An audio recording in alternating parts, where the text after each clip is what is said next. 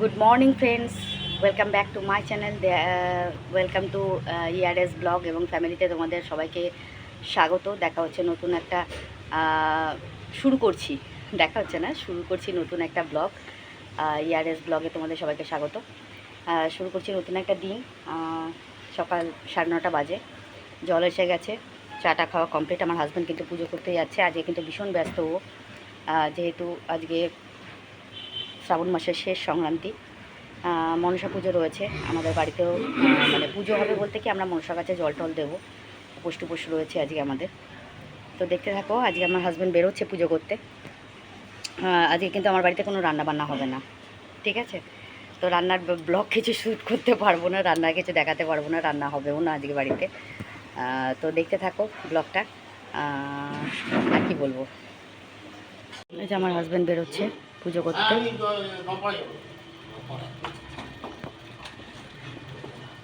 সাবধানে যেও, দুগ্গা দুগ্গা।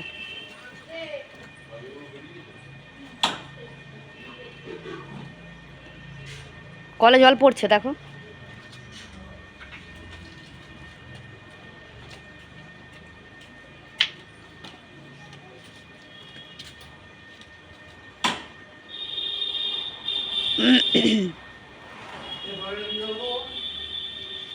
ও দাদা দিয়ে দিক।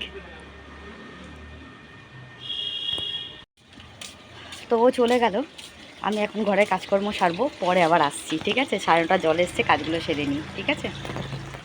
তো ধরে 12:30 জল এসছে, আমার কাছাকাছি হয়ে গেছে। কাছাকাছি করার পর জামা কাপড়গুলো সব মেলে দিচ্ছি। রোদ উঠেছে খুব সুন্দর, রোদ উঠেছে বলে ভালো করে টেনে টেনে মেলে দেবো। আজকে অনেক সাদা জামা কাপড় হয়েছে। সাদা জামা কাপড়গুলো মেলে দিচ্ছি টান টান করে। পুজো করতে গেছিলো ও, পুজোর জামা কাপড়গুলো মেলতে হবে, তার জন্যই তাড়াহুড়ো করে তাড়াতাড়ি করে জামা কাপড়গুলো মেলে দিচ্ছি।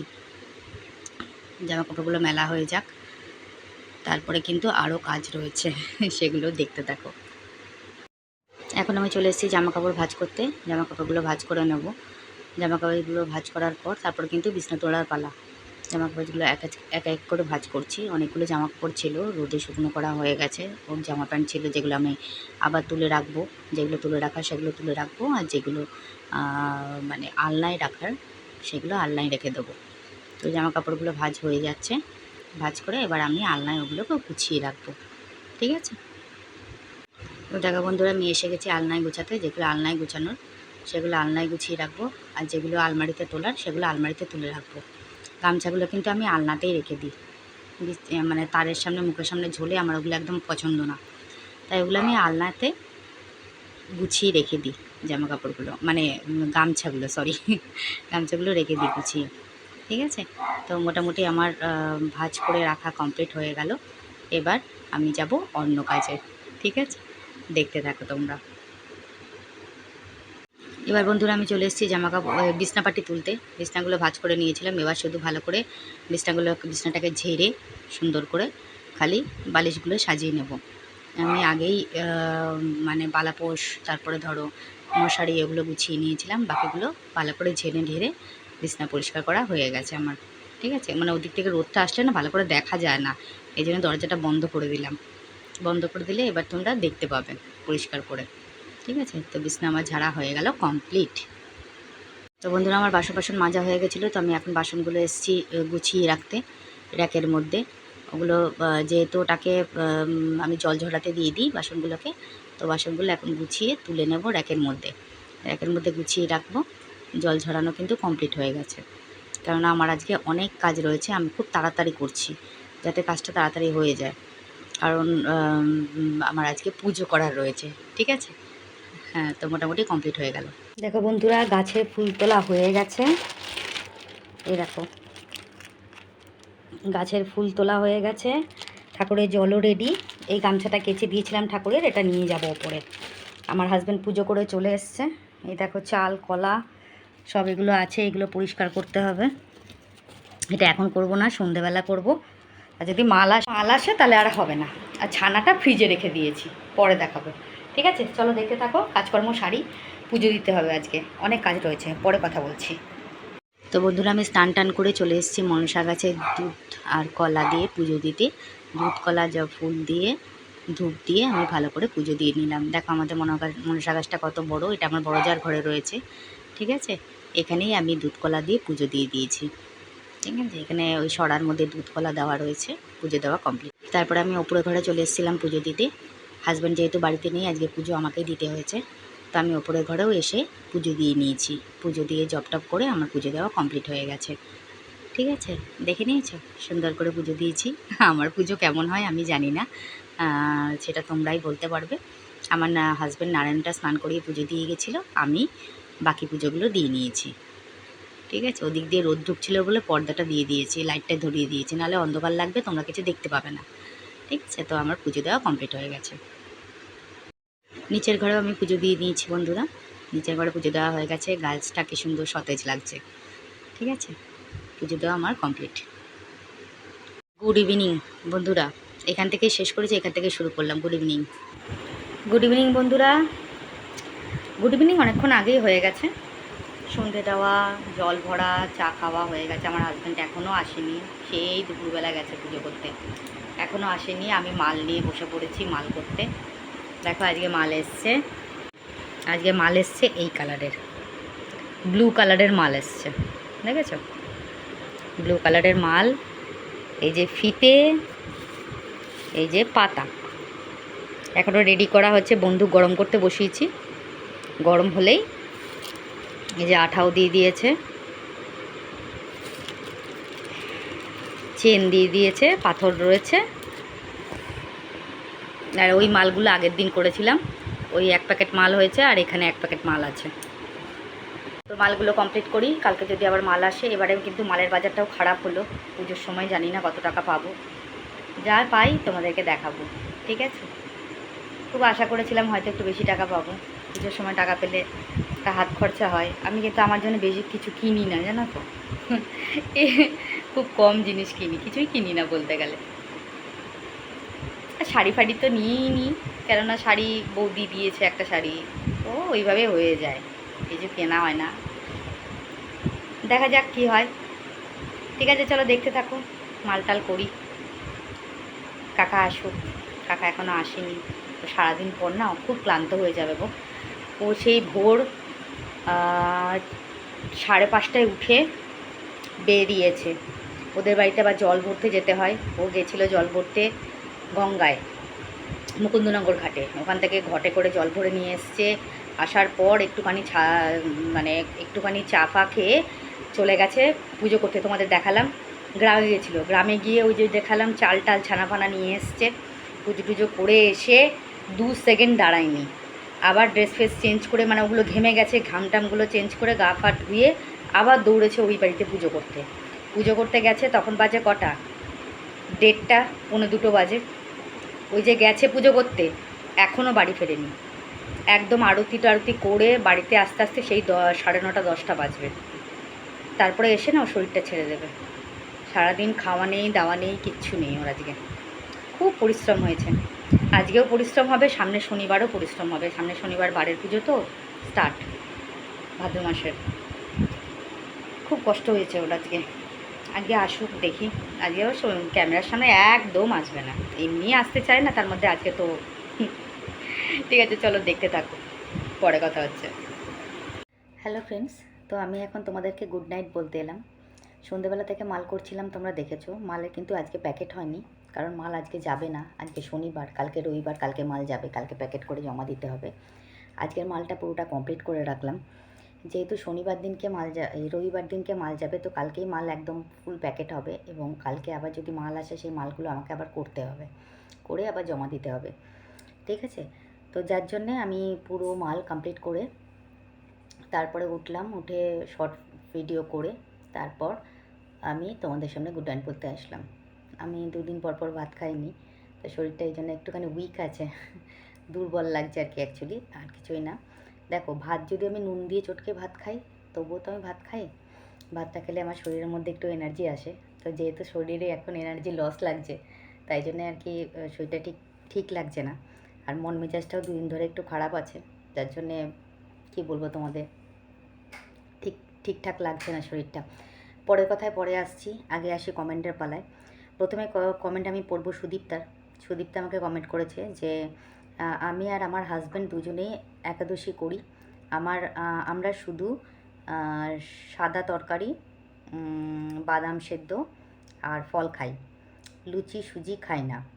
তোমাকে তোমাকে সব সময় সুন্দর লাগে। নাইস ব্লগ, ভালো থেকো। অসংখ্য ধন্যবাদ সুদীপ্তা। দেখো, আমি একটা কথা বলি, আমার হাজব্যান্ডই একাদশী করে, আমি করি না। তবে আমি কালকে একাদশীটা আমি করেছি। লুচি সুজিটা কিন্তু শুধুমাত্র আমার জন্যে, আমার হাজব্যান্ড কিন্তু খায় না, ঠিক আছে? তো আজ ইচ্ছা আছে যে পরের থেকে একাদশীগুলো আমি করব, তখন কিন্তু লুচি সুজি আর করব না। কেন, লুচি সুজি আমার সহ্য হয় না, আমার খেলে পরে গ্যাস হয়ে যায়। তো তার জন্যই লুচি সুজিটা আমি অ্যাভয়েড করব। ফল, সাদা আলুর তরকারি আর বাদাম সেদ্ধ এগুলো দিয়ে মোটামুটি করার ইচ্ছে আছে, ঠিক আছে?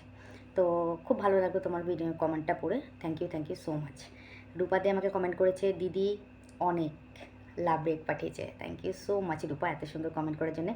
মৌ আমাকে কমেন্ট করেছে, কাকিমা তোমার রান্নার পদগুলো দেখে খুব ভালো লাগলো, অনেক লাভ ব্রেক পাঠিয়েছে। Thank you so much Mouha. Mou আরেকটা কমেন্ট করেছে, কাকিমা তুমি ঠাকুরের বাসন পিতাম্বরী দিয়ে ধুলে দেখে আমার খুব ভালো লাগলো। থ্যাংক ইউ সো মাচ, শিখেছি কিন্তু তোমার কাছ থেকেই Mouha. Thank you so much. Mouha আরেকটা কমেন্ট করেছে, কাকিমা তোমাকে দেখতে দারুণ লাগছে। Thank you so much. Mou আরেকটা কমেন্ট করেছে, কাকিমা তুমি লোটে মাছটা কীভাবে রান্না করেছো? মৌ, আমি লোটে মাছটা রান্না করেছি, আমি একটুখানি ঝুড়ো করেছি, আস্তে আস্তে রাখিনি, ঠিক আছে? আমি লোটে মাছটা আমি একদিনকে রান্নার রেসিপিটা দেখাবো তোমাদের, বললে পরে হবে না, আমি রেসিপিটা দেখাবো, তাহলে তোমরা বুঝতে পারবে, ঠিক আছে? আমি একদিন রেসিপিটা শেয়ার করবো, ঠিক আছে? মৌ আর কমেন্ট করেছে, কাকিমা তোমার তুলসী গাছটা শুকিয়ে যাচ্ছে কেন? বুঝতে পারছি না গো, কেন হঠাৎ করে তুলসী গাছটা শুকিয়ে যাচ্ছে, কোনোটা একটা কারণ আছে, দেখতে হবে আমাকে, ঠিক আছে? তুলসী গাছটা হঠাৎ করে শুকিয়ে গেল, কি সুন্দর তুলসী গাছটা হয়েছিল, কি যে হলো তুলসী গাছটার, আমি একটু চিন্তায় আছি, দেখছি, ঠিক আছে? মৌ আর একটা কমেন্ট করছে, কাকিমা তুমি কিসের পায়েস বানিয়েছো? ঠিক বুঝতে পারলাম না, বানানোটা যদি দেখিয়ে দিতে তাহলে খুব ভালো হতো। অবশ্যই দেখাবো, ওটা কিন্তু সটির পায়েস, ঠিক আছে?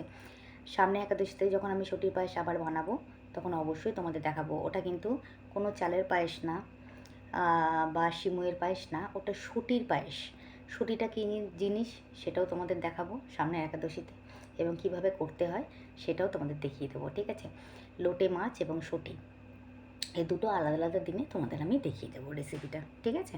মৌ আরেকটা কমেন্ট করেছে, কাকিমা তুমি জেঠিমাকে এবং ওনার বড় নাতনিকে আমাদের দেখাতে পারতে। ও আচ্ছা, ওরা না ক্যামেরার সামনে আসতে একটু লজ্জা পায়, দেখলে না সেই ষষ্ঠীর সময় বড়জাকে ডাকছিলাম, বড়জা দৌড়ে পালিয়ে গেছিলো, ওরা একটু ক্যামেরার সামনে আসতে লজ্জা পায়। আর মেয়েটাকে আনি না কেন জানো তো, এর আগে মেয়েটাকে একবার এনেছিলাম ক্যামেরার সামনে, তো সেখানে আমার গাইডলাইন্স টাইপ পড়ে গেছিলো, ঠিক আছে? ও বাচ্চাদের তো সবসময় আনা যায় না, এই জন্য আনতে পারিনি। অবশ্যই একদিনকে আনবো, ঠিক আছে? তুমি আগের ভিডিওতে আমার দেখতে পাবে ওকে। আমার বড়জার বড় নাতনিকে এনেছিলাম, ছোটো নাতনিকে এনেছিলাম, কী জানি কী করে স্ট্রাইক পড়ে গেছিলো, ঠিক আছে? যাই হোক, এই জন্য আনি না আমি সবসময় ওদেরকে। আর বড়জাকে তো আনি না কেন, ও ভীষণ লজ্জা পায়, আসতে চায় না সামনে, এই জন্যে। আচ্ছা, মোহর একটা কমেন্ট করেছে, কাকিমা আমি কি একাদশী পালন করতে পারি? যদি পারি তাহলে আমাকে কি কি নিয়ম করতে হবে কাইন্ডলি আমাকে বলে দিও।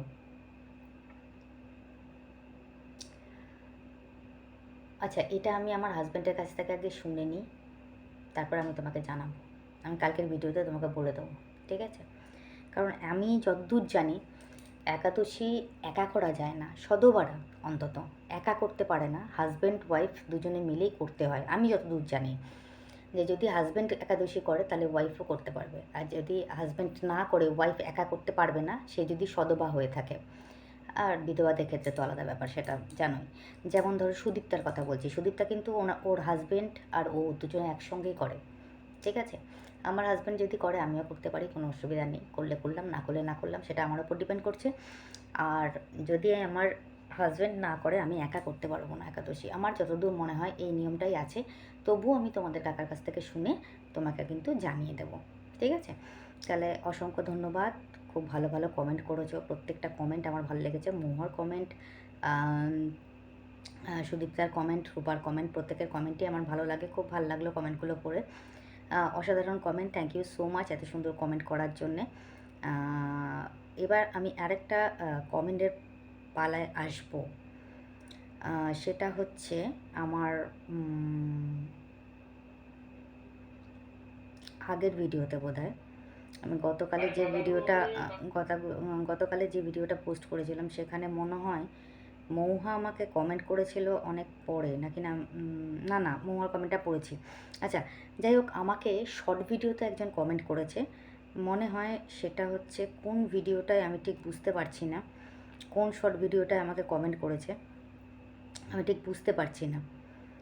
ঠিক আছে, কোন শর্ট ভিডিওটায় আমাকে কমেন্ট করেছিলেন উনি,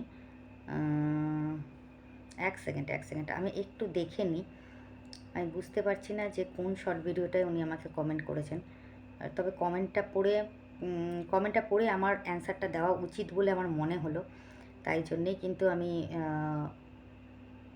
অ্যান্সারটা দিতে বসলাম। হ্যাঁ, কমেন্টটা করেছে কিন্তু সান্ত্বনা জানা আমাকে কমেন্ট করেছে, কি করে তোমরা ক্যামেরার সামনে আসছো, আমার তো বাড়িতে খুন্তি ধরতে পারছি না যতক্ষণ না সঠিক বিচার হয় আরজি করে। এটার একটা উত্তর আমার দেওয়ার আছে। প্রথম কথা বলি সান্ত্বনা, আমি কিন্তু এর আগে যে ভিডিওগুলো করেছি তোমরা হয়তো জানো যে এর আগে যে ভিডিওগুলো করেছি, এক সেকেন্ড, এর আগে যে ভিডিও আমি করেছি সেই ভিডিওতে কিন্তু আমি আরজি করে ঘটনা সম্বন্ধে অনেক বলেছি। দ্বিতীয় কথা, দেখো সান্ত্বনা, আমি যেহেতু একটা মহিলা মেয়ে যাই বলে থাকো, তো সেক্ষেত্রে আমিও আরজি করে ঘটনা সম্বন্ধে মানে ঘটনার জন্য অতিরিক্ত দুঃখিত, অতিরিক্ত লজ্জিত, দুঃখিত যে এরকম ঘটনা একদমই ঘটা উচিত না। আমরাও কিন্তু সুবিচারের আশায় বসে আছি। আমিও দিনের পর দিন প্রত্যেক দিন মানে ফোন খুলেই আগে আপডেট নিতে থাকি, কি হচ্ছে কি হবে। মানে মেয়েটার প্রতি এত চরম একটা বিচ্ছিরি ব্যাপার ঘটে গেছে যেটা কখনোই ঘটা উচিত ছিল না। মেয়েটার কোনো দোষই ছিল না, কোনো দিনও কোনো রেপিস্ট মেয়ের কোনো দোষই থাকে না, ঠিক আছে, কিন্তু তার ঘাড়ে জোর করে দোষ চাপিয়ে দেওয়া হয়।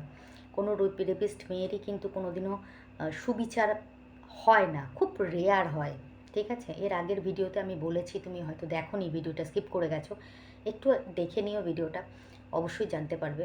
যেদিনকে ঘটনা ঘটেছিল তার পরের দিনে আমি ভিডিও পোস্ট করেছিলাম একটা, সেদিনকে ভিডিওতেও বলেছিলাম এবং পরের দিনের ভিডিওতেও আমি একই কথা বলেছিলাম, ঠিক আছে। এবার আসি আমাদের ভিডিও পোস্ট করার কথা বা আমাদের রিলস পোস্ট করার কথা, এগুলো আমাদের কাজ, ডেইলি রুটিন, এগুলো আমাদের করতেই হবে, এগুলো আমাদের প্রফেশন, এগুলো এর থেকে আমাদের ইনকাম হওয়ার একটা সম্ভাবনা থাকে। তোমরা খুব ভালো করেই জানো যে আমি এখনও পর্যন্ত কিন্তু ফার্স্ট পেমেন্ট পাইনি, ফার্স্ট পেমেন্ট পেতে এখনও আমার অনেক দেরি আছে। তো সেক্ষেত্রে সেখানে আস্তে আস্তে ধাপে ধাপে ধাপে ধাপে আমি এগোচ্ছি, সেখানে এগোতে আমাকে সাহায্য করবে তোমরা, মোটিভেশন করবে তোমরা। সেখানে যদি তোমরাই আমাকে মনটাকে দুর্বল করে দাও, সেক্ষেত্রে আমি কি করে এগোবো বলো? কাজ তো আমাকে করতেই হবে, কাজ না করলে আমি এগোবো কী করে? আমি এখানে যে একটা প্রফেশনে এসেছি, এখানে আমার নিজের একটা পরিচয় তৈরি করতে এসেছি, সেই জায়গাটাকে তো আমি বন্ধ করে রাখতে পারি না, না? অবশ্যই আমি দুঃখিত, অবশ্যই আমি লজ্জিত, তুমি ঠিকই বলেছো যে আমাদের প্রতিবাদ করা উচিত। আমরা অবশ্যই প্রতিবাদ, আমি তো 1000 বার বলছি যে আমার প্রতিবাদ করছি, আমি 100 বার আমি প্রতিবাদ করছি। আমি কেন, প্রত্যেকটা ব্লগারের করা উচিত প্রতিবাদ, প্রত্যেকটা কন্ট্রোভার্সি চ্যানেলের করা উচিত প্রতিবাদ, প্রত্যেকেই হয়তো করছে, আমি হয়তো দেখি না, প্রত্যেকের চ্যানেল আমার দেখা হয় না, তো প্রত্যেকেই মানে প্রতিবাদ করছে। আমরা প্রত্যেকেই চাইছি যে এর একটা সুবিচার হোক, সুবিচার মানে কড়া সুবিচার। আমি একটা কথা বলি, দেখো, এখন যে আমাদের সামনে যে অনেক তথ্যগুলো উঠে আসছে, সেই তথ্যে একজন কিন্তু রেপ করেনি মেয়েটাকে, অনেকজন মিলেই রেপ করেছিল এবং তারপরে তাকে মর্মান্তিকভাবে মারা হয়েছে, মানে মার্ডার করা হয়েছে। এটা আমরা প্রত্যেকেই জানি, প্রত্যেকেই দেখছি, কিন্তু আমি একটা জিনিস আমরা বারবার দেখছি যে একজনের ওপরেই দোষারোপ করা হচ্ছে, বারবার করে একজনের ওপরেই দোষারোপ করা হচ্ছে, কিন্তু যেটা আমাদের সামনে যে মেয়েটার যে পোস্টমর্টম রিপোর্টটা এসছে, সেখানে একজনের ক্ষেত্রে কিন্তু এই রেপটা হয়নি, একজন করতে পারে না কখনো, এখানে অনেকজন মিলে মেয়েটাকে রেপ করা হয়েছে, যেটাকে বলা হয় গণধর্ষণ। করা হয়েছিল, কিন্তু বারবার কেন একজনের ওপরে দোষারোপ করা হচ্ছে? একজন নয়, অনেকজন ছিল, তাদেরকে কেন সামনে আনা হচ্ছে না? তারা কোথায়? বা তাদের বা আরজি করে যারা সবাই কাজ করছিল তাদেরকে কেন ঠিক মতন করে জেরা করা হচ্ছে না? যাদেরকে সাসপেন্ড করা হয়েছে তাদেরকে ঠিক মতন কেন জেরা করা হচ্ছে না? কেন তাদেরকে কোনো রকম টেস্ট করা হচ্ছে না? আমি এইসবের কোনো মানেই খুঁজে পাচ্ছি না। কি করছেন আমাদের আইন ব্যবস্থা, কি করছেন আমাদের বিচার ব্যবস্থা, কি করছেন আমাদের মন্ত্রীরা, আমাদের হায়ার অথরিটিরা কী করছেন, আমি কিছুই বুঝতে পারছি না। আমিও প্রতিবাদ চাই, একদম প্রতিবাদ চাই, যাতে সুবিচার হোক, যাতে পরবর্তীকালে কোনো রেপিস্ট কোনো মেয়েকে রেপ করতে গেলে একবার না হাজার হাজারবার চিন্তা করবে যে আদৌ কি আমার রেপ করা উচিত। এরকম একটা মর্মান্তিক শাস্তি আমরা আশা করছি যে এরকম হওয়া উচিত। অবশ্যই সান্ত্বনার কমেন্টটা আমার ভীষণ ভালো লেগেছে, এই জন্যই আমি তোমাদেরকে বললাম। কিন্তু দেখো, ইউটিউব প্ল্যাটফর্মে যখন এসছি, প্রফেশনটা তো আমাদের করতেই হবে না? প্রফেশন না করলে আমাদের আয় ইনকামটা কমে যাবে, এটাও আমাদের দরকার। দেখো, আজকে যে যারা প্রতিবাদ করছে তারা কি কেউ কাজকর্ম বন্ধ রেখেছে? কেউ বন্ধ রাখেনি, তাদের কাজকর্ম তারা চালিয়ে যাচ্ছে। আমরা তো ঘরে বসে কাজ করছি, যারা বাইরে কাজ করছে তাদেরও কিন্তু কাজ করতে হচ্ছে, কাজ না করলে তাদের হবে না, ইনকাম তাদের করতেই হচ্ছে। আমরা তো ঘরে বসে ইনকাম করছি, যারা বাইরে ইনকাম করছে ঘুরে ঘুরে ইনকাম করতে হচ্ছে, যারা অফিসে ইনকাম করছে বা কোনো হসপিটালে ইনকাম করছে, তারা তাদের কাজ কিন্তু বন্ধ রাখেনি, তারা কাজ করেও তার প্রতিবাদ করছে। আমরাও আমাদের মতন কাজ করেও প্রতিবাদ করছি। প্রত্যেকটা ভিডিওতে টুকটাক করে হলেও আমি বলছি, তুমি আমার আগের ভিডিওগুলো দেখো, দুদিন আগে যেদিনকে মেয়েটা রেপ হয়েছে সেদিনকেও আমি একই ঘটনা, মানে পরের দিনে, মানে যখন আমরা জানতে পেরেছি তার পরের দিন থেকে আমি দুটো পরপর ভিডিও নামিয়েছিলাম। দুদিন পরপর যে ভিডিও এসেছিলো সে দুটো পরপর ভিডিওতেই আমি একই কথা বলেছি বারবার করে, যে আদেও কি আমরা সুরক্ষিত? মেয়েরা কি আদেও সুরক্ষিত? মেয়েরা কি আদেও নিরাপত্তার মধ্যে রয়েছে? বারবার তোমাদের একটাই প্রশ্ন করেছিলাম আমি। আমিও দুঃখিত, লজ্জিত, ভীষণই লজ্জিত, দুঃখিত। এরকম ঘটনা কখনোই ঘটা উচিত হয়নি এবং এর সুবিচার আমরাও চাই। প্রতিবাদ আমরাও করছি এবং আমিও করছি। তো যার জন্যই কথাটা বললাম, কমেন্টটা আমার খুব ভালো লেগেছে তাই জন্যই বললাম। আর যাই হোক, আশা করছি এর সুবিচার হবে। কবে হবে, কিভাবে হবে আমি কিছুই জানি না, বুঝতেও পারছি না কত দূর কী এগোচ্ছে, কী হচ্ছে না হচ্ছে বুঝতেও পারছি না। আমি কোনো আপডেটই দেখতে পাচ্ছি না, সত্যি কথা বলতে কি আমি ফোনে টিভিতে কোনো আপডেট দেখতে পাচ্ছি না, কিন্তু শুধু দেখতে পাচ্ছি এই হয়েছে ওই হয়েছে। আমরা তো জানি কি হয়েছে, কিন্তু কোনো আপডেট কোথায়? একজনকে নিয়েই কেন বারবার পড়ে রয়েছে? একজন করেনি, অনেকজন মিলে করেছে, তারা কোথায়? বা ওই চারজন বন্ধু কোথায় যার সঙ্গে ও রাত্রেবেলা ডিনার করেছিল? তারা কেন মিডিয়ার সামনে আসছে না? তারা কেন পুলিশের সামনে আসছে না? তারা কেন কিছু বলছে না? সে চারজন বন্ধু কোথায়? যেখানে একজন মেয়েও ছিলেন, ওর বান্ধবীও ছিল, সে বান্ধবীই বা কোথায়? সেই বা কেন আসছে না মিডিয়ার সামনে? সে কিছু বলছে না কেন? সেদিন কী হয়েছিল রাত্রে? আই ডোন্ট নো, জানি না। এগুলো আমাদের জানার ইচ্ছে আছে। আমরা যে জনতা, আমাদেরকে জানানোর অধিকার আইনের রয়েছে, আমাদেরকে জানানোর অধিকার বিচার ব্যবস্থার রয়েছে, আমাদেরকে জানানোর অধিকার হায়ার অথরিটির রয়েছে, এমনকি পার্টি ব্যবস্থা এবং নেতা মন্ত্রীদেরও রয়েছে। জনতার উপর ভিত্তি করেই কিন্তু এরা এখনও পর্যন্ত টিকে রয়েছে, এটাই হচ্ছে আসল কথা। তো যাই হোক, আজকের ভিডিওটা আমি শেষ করব তার আগে একটা কথা বলি। আজকে মনসা পুজো ছিল, আমার হাজব্যান্ড গিয়েছিলো পুজো করতে। তো সেখানে একটা ছোট্ট মা মনসার ভিডিও আমি তোমাদেরকে ক্লিপটা দেখাবো, যে সেখানে মূর্তিটা কেমন হয়েছিল। খুব সুন্দর মূর্তিটা হয় মা মনসার। মা মনসাকে আমি শতকোটিবার প্রণাম করি, যাতে সবার মঙ্গল করুক মা। মা মঙ্গলময়ী, মা সকলের মঙ্গল করুক, তার আশীর্বাদের কৃপা দৃষ্টি সবার মাথায় থাকুক, এটাই আশা করব মায়ের কাছে। জয় মা মনসা। তো আজকে আমাদের সেইটাই ছিল আমাদের মানে যেটা ভাদ্র মাসের সংক্রান্তি আছে সেদিনকেও আমাদের অরন্ধন রয়েছে, আজকেও আমাদের অরন্ধন ছিল। তো যাই হোক, একটা ছোট্ট ক্লিপ আমি তোমাদের দেখাবো যেখানে পুজো করতে গিয়েছিলো আমার হাজব্যান্ড, ওখানে মূর্তিটা দেখাবো, মায়ের মূর্তিটা খুব সুন্দর মূর্তি হয়েছে, তোমরা দেখো, তোমাদের ভালো লাগবে। আজকে আমিও পুজো দিয়েছি ঠাকুরের ওখানে, কালকে আমি আবার পুজো পাঠাবো ওই মন্দিরে, আবার পুজো করতে যাবে আমার হাজব্যান্ড কালকে, তো সেখানে আবার কালকে আমি পুজো পাঠিয়ে দেবো। আর আজকে দুধ দিয়ে কলা দিয়ে মায়ের ওখানে পুজো দেওয়া হয়েছে। আমাদের ঘরে যে মনসা গাছ রয়েছে আমি সেখানে পুজো দিয়েছি, সেটাও আমি তোমাদের আজকে দেখিয়েছি। তো এটাই হচ্ছে কথা।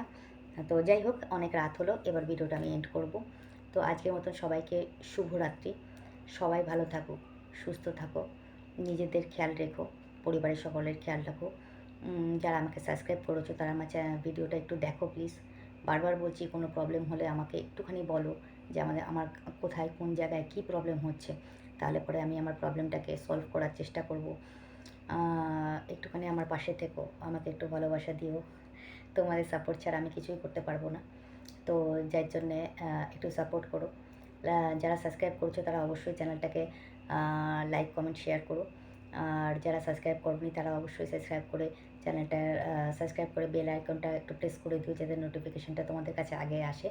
লাইক কমেন্ট শেয়ার কিন্তু অবশ্যই করবে।